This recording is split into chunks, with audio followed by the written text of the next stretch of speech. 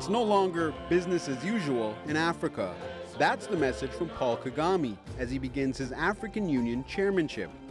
The continent has long been accused of being paralyzed by corruption, something the Rwandan president promises to tackle. It's a bad thing. It has gone too far. It has cost us a lot.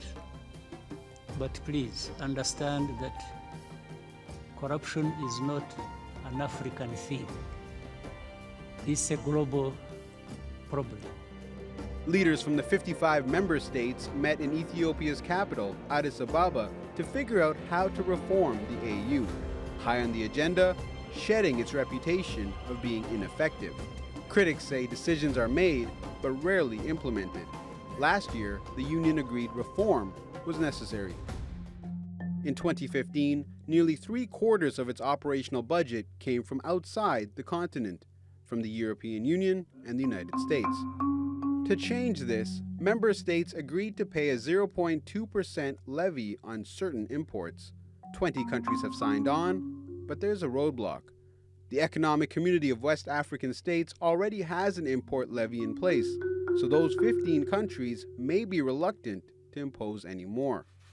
Meanwhile, the two-day summit saw thinly veiled shots aimed at U.S. President Donald Trump's recent derogatory comments towards some African countries.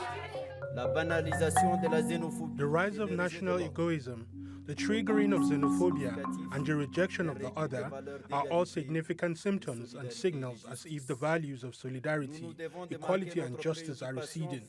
Humanity is at stake.